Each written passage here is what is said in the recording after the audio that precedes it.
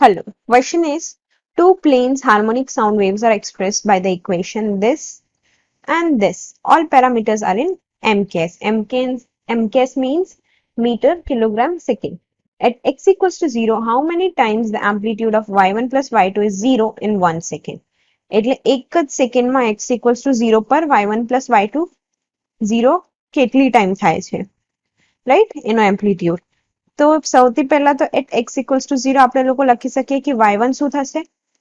y1 ની value આવશે a cos minus 100 pi t અને જે y2 આવશે એ શું આવશે? y2 આવશે a cos minus 92 pi t.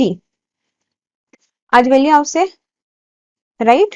આપણું જે વેલ્યુ છે આપણું રિઝલ્ટન્ટ શું થશે? આપણે રિઝલ્ટન્ટને y લખી શકીએ તો એ આવશે y1 plus y2 સિમ્પલી. તો એ શું થશે? a cos minus 100 pi t plus a cos minus 92 pi t. એટલે બંનેનો એડિશન. તો એની વેલ્યુ શું આવશે? cos a plus cos b એટલે એ થશે 2a cos બંનેનો એડિશન ડિવાઇડ બાય 2 એટલે 100 plus 92 તો એ આવશે 96 pi t અને cos 100 minus 92 એટલે 8 ડિવાઇડ બાય 2 એટલે 4 pi t. આ વેલ્યુ આવશે, રાઈટ? હવે કેમ કે જે વેવ છે આપણું, કેમ કે અહીંયાથી આપણી જે બે ફ્રીક્વન્સી આવશે એટલે 2 pi f1 એ છે 96 pi. તો અહીંયાથી 2f1 ની વેલ્યુ શું આવશે? 96 અને 2 pi f2 સિમિલરલી આવશે 4 pi. ત્યાંથી 2f2 શું આવશે? 4, રાઈટ? તો જે આપણું નંબર ઓફ ટાઈમ્સ એમ્પ્લિટ્યુડ આપણું 0 હશે, જ્યારે આપણું એમ્પ્લિટ્યુડ 0 હશે, રાઈટ? કેમ કે આ 96 પાય જે છે આપણું 2 પાય f1 હશે, રાઈટ? તો ત્યારે કેટલા નંબર ઓફ ટાઈમ્સ છે? Number of times equals 96 plus 4 એટલે 100 પોઈન્ટ્સ. ટોટલ કેટલા પોઈન્ટ્સ આવે છે? 100. ऑप्शन सी આપણો આન્સર છે. Thank you. इस क्वेश्चन में क्या बोला है, दो लाउड स्पीकर्स हैं M और N, ये 20 मीटर अपार्ट है और एमिट कर रहे हैं साउंड को 118 हर्ट्ज और 121 हर्ट्ज पे रिस्पेक्टिवली. एक कार जो इनिशियली एट पॉइंट P पे है 1800 metre away from mid point Q of the line MN moves towards Q constantly at 60 kilometre per hour along the perpendicular bisector MN. ये Q को cross कर रही है eventually और reach कर रही है R पॉइंट पे जो कि है 1800 मीटर अवे फ्रॉम Q. अगर हम सपोज करें Vt जो है वो बीट फ्रीक्वेंसी रिप्रेजेंट कर रहा है, ठीक है? Let Vp, Vq and Vr be the beat frequencies measured at P, Q and R respectively. Speed of sound in air है 330 मीटर पर सेकेंड. तो which of the following statement is or are true regarding the sound heard by the person? ठीक है कि Vp plus Vr 2Vq होगा. Rate of change in beat frequency maximum होगा जब car Q point को पास करेगी. Plot जो है ये वाला ये रिप्रेजेंट कर रहा है schematically the variation of beat frequency with time, या ये वाला plot schematic variation of beat frequency with time को रिप्रेजेंट कर रहा है. तो इसे देखते हैं हम. तो इस क्वेश्चन के अकॉर्डिंग अगर हम फिगर ड्रॉ करें तो कैसी फिगर बनेगी, देखिए यहाँ पे एक सपोज M पॉइंट है, हाँ, और यहाँ है एक N पॉइंट, ये है हमारा क्या P पॉइंट, और ये इसका मिड पॉइंट है यहाँ Q पॉइंट, और ये नीचे को कहीं है R पॉइंट. ठीक है, ये कैसे जॉइंट है? ऐसा कुछ जॉइंट है. ठीक है, M से 118 हर्ट्ज की फ्रीक्वेंसी होती है और N पे 121 हर्ट्ज की. ठीक है, और क्या बोला है? P से Q की तरफ हमारा व्हीकल चलता है. यही बोला है ना, कार जो है P से Q की तरफ चलती है. ठीक है, और Q कहाँ है? Q मूव कर रहा है P से Q की तरफ 60 किलोमीटर पर आवर से चलती है. ठीक है, ये गिवन है हमारे को. तो इस फिगर से मैं अगर एंगल्स बना लूँ, ड्रॉ कर लूँ, तो कैसे दिखेंगे? ऐसे दिखेंगे, ठीक है। तो देखिए ये डिस्टेंस पी क्यू जो है वो हमें 1800 गिवन है, क्यू आर भी 1800 गिवन है।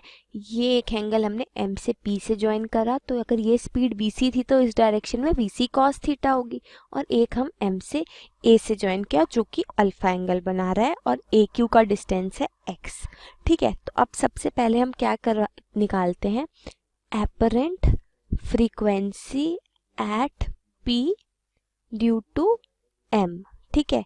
m की वजह से क्या एपरेंट फ्रीक्वेंसी है हमारी पॉइंट p पे, तो उसके लिए क्या फॉर्मूला यूज करेंगे? देखिए हमारा एपरेंट फ्रीक्वेंसी क्या होता है, ये होती है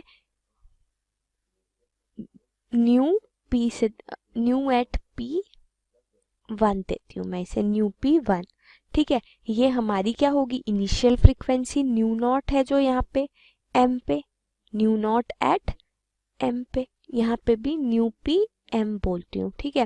न्यू नॉट एट एम पे इनटू वेलोसिटी ऑफ साउंड, वो कितनी है, वो है यहाँ पे कितना, v है। अब देखिए इस केस में हमारा क्या कर रहा है, सोर्स ये होगा और ऑब्जर्वर ये होगा, ठीक है। अब सोर्स और ऑब्जर्वर एक दूसरे को अप्रोच कर रहे हैं, जब सोर्स और ऑब्जर्वर एक दूसरे को अप्रोच करते हैं तो वेलोसिटी ऑफ ऑब्जर्वर क्या होती है, नेगेटिव होती है। तो v minus we of observer formula होता है, तो ये कितना हो जाएगा, v माइनस ऑफ माइनस यानी v plus we C cos theta, ठीक है। ये आ जाएगा अपॉन, यहाँ पे क्या आएगा, v minus we of source, source यहाँ स्टेशनरी है तो अपॉन v, तो ये हो जाएगी velocity due to at m due to p। तो यहाँ पे वैल्यूज अगर मैं रख दूँ तो v nu of o m क्या है, 121 है, यानी 121 times v plus we C cos theta upon v, ये आ गया हमारा। अब हम सिमिलरली देख लेते हैं apparent frequency at p due to n, ठीक है। न्यू पी एन, ये होगा न्यू नॉट एन, वेलोसिटी क्या है, v है। अब देखिए यहाँ पे भी इसका कंपोनेंट में सिमिलर कंपोनेंट इस डायरेक्शन में अगर निकालूं तो वो भी क्या होगा, उसमें भी हमारा ये सोर्स है, ये ऑब्जर्वर है, सोर्स और ऑब्जर्वर एक दूसरे को क्या कर रहे हैं, अप्रोच ही कर रहे हैं। तो यहाँ पर भी ये v plus we C cos theta ही आएगा, और हमारा सोर्स तो स्टेशनरी है अपॉन v, यानी आ जाएगा 118 of v plus we C cos theta upon v, ठीक है। तो बीट फ्रीक्वेंसी क्या आ जाएगी हमारी, बीट फ्रीक्वेंसी एट p आ जाएगा मेरा nu p m minus nu p n, तो ये हो जाएगी 121 माइनस 118 times of v plus we C cos theta upon v, ठीक है। ये आ गई हमारी nu at p, nu at p, ठीक है। अब हम क्या निकालते हैं, अब हम निकालते हैं एपरेंट फ्रीक्वेंसी, सॉरी देखिए इस केस में एपरेंट फ्रीक्वेंसी एट q, तो q केस में क्या हो रहा है, जब हमारी ये q पे आ जाएगी तो क्या होगा, तो ये तो एक कोई कंपोनेंट नहीं है इसका, cos थीटा क्या हो जाएगा, cos थीटा हमारा 90 डिग्री आ जाएगा, ठीक है। तो ये तो 0 हो जाएगा, v बाय v क्या आता है, 1 आता है। क्या मैं लिख ही देती हूँ, यही चीज जब चलते चलते नीचे की तरफ आ जाएगी, apparent frequency due to m at q, ठीक है, q है ना पोजीशन, हाँ। तो क्या है यहाँ पे हमारा थीटा क्या है, 90 डिग्री हो जा रहा है, तो वी सी कॉस थीटा क्या हो जाएगा, 0 हो जाएगा। तो यानी हमारा जो ऑब्जर्वर है वो क्या है, स्टेशनरी है, ऑब्जर्वर भी स्टेशनरी है हमारा, और क्या है, सोर्स तो हमारा है ही स्टेशनरी। तो जब ऑब्जर्वर और सोर्स दोनों स्टेशनरी है तो कोई रिलेटिव मोशन हो ही नहीं रहा है, तो हमारा nu at p due to nu at q due to m क्या आ जाएगा, न्यू एट जो ऑलरेडी हमारा क्या न्यू जनरेट हो रहा है, न्यू नॉट एट m, ठीक है। इसके इक्वल हो जाएगा। एपरेंट फ्रीक्वेंसी में मतलब ओरिजिनल फ्रीक्वेंसी के इक्वल ही आएगी, कोई चेंज नहीं आएगा। सिमिलर केस है apparent frequency due to N at Q, due to N at q. यहाँ पे भी कोई रिलेटिव मोशन नहीं हो रहा है, कॉस थीटा 90 हो रहा है, सेम है। तो nu at Q due to N भी nu naught due at N के इक्वल हो जाएगा। तो यहाँ से बीट फ्रीक्वेंसी एट क्यू निकाल लेते हैं। एट क्यू ये हम न्यू क्यू देंगे, ये होगा कितना, nu Q M minus nu Q N, यानी nu naught M minus nu naught N. तो ये हो जाएगा 121 माइनस 118 ऑफ हर्ट्ज। ठीक है, ये आ गया हमारा म्यू क्यू। अब कहाँ चलते हैं, अब हम निकालते हैं apparent frequency due to m at r. ठीक है, एम एट आर यानी इस पोजीशन पे। तो इस पोजीशन पे जब हमारी व्हीकल चलते चलते इस डायरेक्शन में आएगी तो इसकी क्या इसकी जो वेलोसिटी क्या होगी, वो हमारी इस डायरेक्शन में होगी। ठीक है, यानी ये एम से अगर मैं लाइन ड्रॉ करूंगी तो ये मेरा ये ऑब्जर्वर है, ये सोर्स है। तो सोर्स और ऑब्जर्वर एक दूसरे से अवे जा रहा होगा, दूर जा रहा होगा। तो इस केस में क्या होता है, जब सोर्स और ऑब्जर्वर एक दूसरे से दूर जाते हैं तो वेलोसिटी ऑफ ऑब्जर्वर क्या आ जाती है, हमारी पॉजिटिव हो जाती है, और वेलोसिटी ऑफ सोर्स क्या होती है, नेगेटिव हो जाती है। तो वही केस हम यहाँ लगाएंगे। Nu at are due to M क्या होगी, ये होगी nu naught at M into speed of sound आ गई v। अब माइनस, क्योंकि v नॉट तो पॉजिटिव ही है, तो v minus we C cos theta आ जाएगा। ठीक है, अपॉन सोर्स हमारा स्टेशनरी है तो अपॉन v। सिमिलरली यहाँ पे मैं वैल्यू पुट कर देती हूँ, न्यू नॉट एम क्या है 121 into v minus we C cos theta upon v। अब ऐसे ही apparent frequency due to N at R निकालेंगे तो सेम कंडीशन आएगी, बस हमारा न्यू नॉट एम की जगह न्यू नॉट एन आ जाएगा। Nu at are due to n हो जाएगा न्यू नॉट एन। इसमें भी एक दूसरे सोर्स और ऑब्जर्वर एक दूसरे से दूर जा रहा है तो सेम कंडीशन आ जाएगी, ये आ जाएगा। तो यहाँ हम लिख देते हैं 118 v minus we C cos theta upon v। तो बीट फ्रीक्वेंसी एट आर क्या हो जाएगी, बीट फ्रीक्वेंसी एट आर होगी हमारी nu r m minus nu r n. तो ये हो जाएगी कितनी, 121 माइनस 118 times of v minus we C cos theta upon v।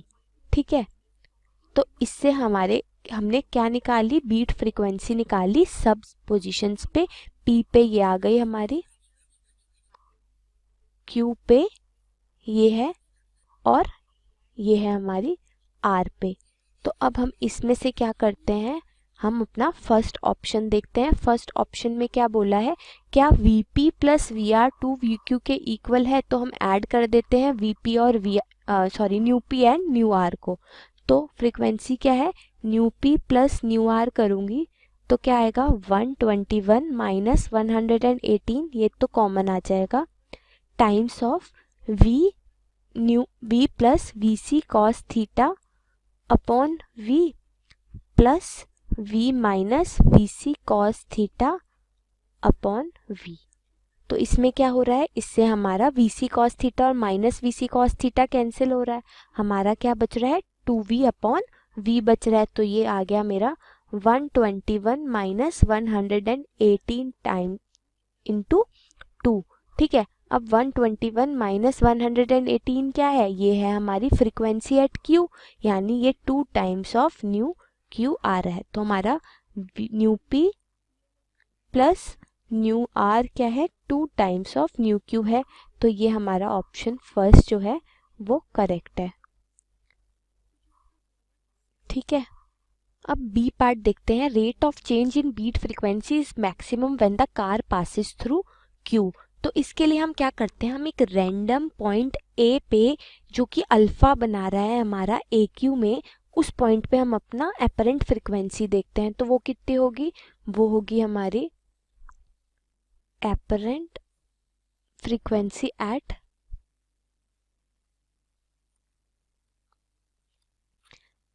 A point. तो ए पॉइंट में भी हमने देखा कि सोर्स और ऑब्जर्वर क्या है, एक दूसरे को अप्रोच कर रहा है।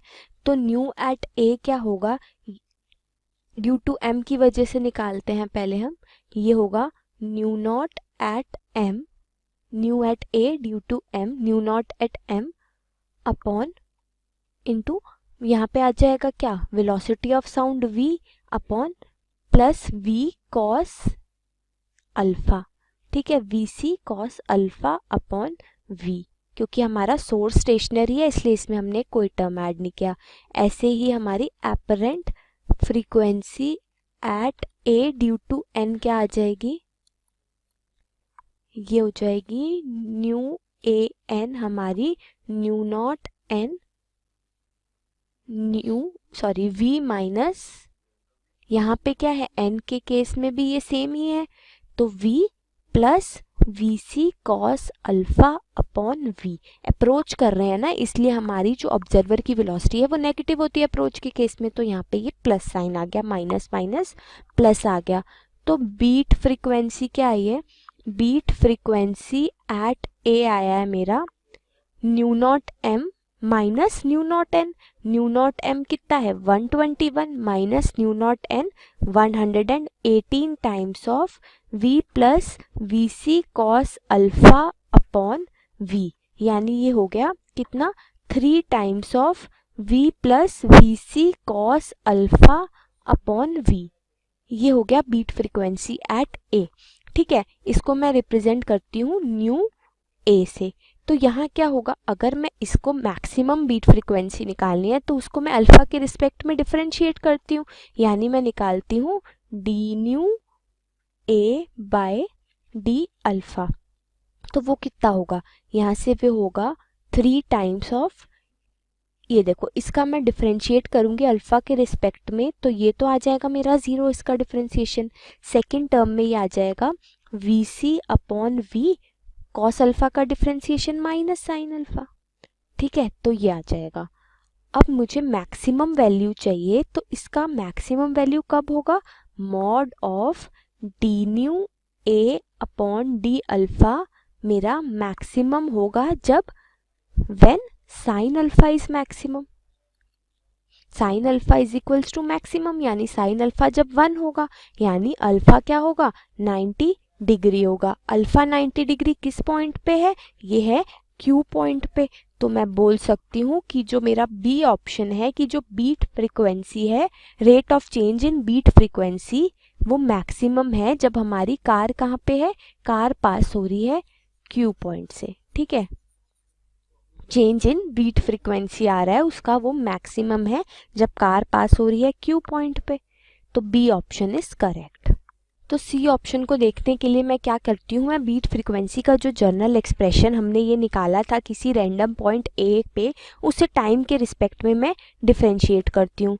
तो मतलब मैं क्या कर रही हूँ, मैं कर रही हूँ d nu a upon d t. तो वो कितना होगा, वो होगा -3 v c by v sine alpha d alpha by d t. ठीक है, अब d alpha by d t ये मेरा एक्सप्रेशन आ गया। अब अगर मैं देखूं इस फिगर से तो मेरा tan ऑफ थीटा क्या है, tan अल्फा,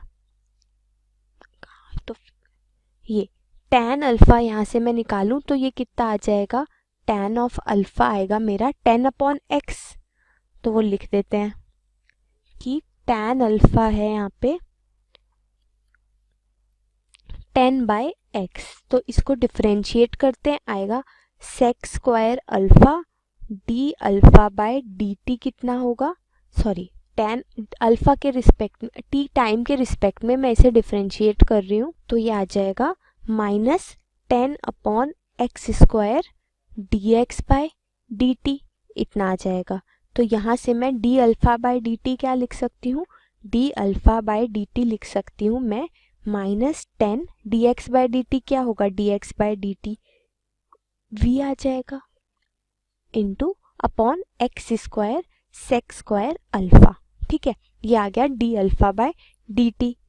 अब देखते हैं हमारा आगे क्या होगा। हम इसको पुट करते हैं अपनी इस इक्वेशन में। D nu a upon d t कितना है, -3 times of v at c upon v sine alpha into -10 v upon x square sec square alpha. तो ये कितना आ जाएगा, ये आ जाएगा 30 times v c sine alpha upon x square sec square alpha. ठीक है, ये आ गया d nu by d t.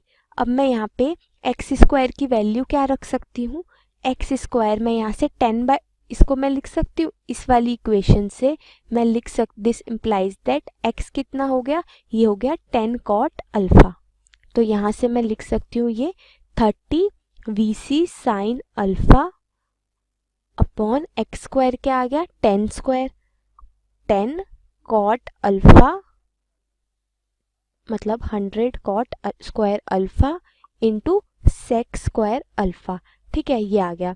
तो इसको मैं फर्दर सॉल्व करूंगी तो क्या होगा, यहाँ से ये आ जाएगा मेरा 3/10 यानी 0.3 times of v c sine cube alpha, इस पूरे को सॉल्व करके। तो हमारे पास ये इक्वेशन आ गई D nu a by d T की।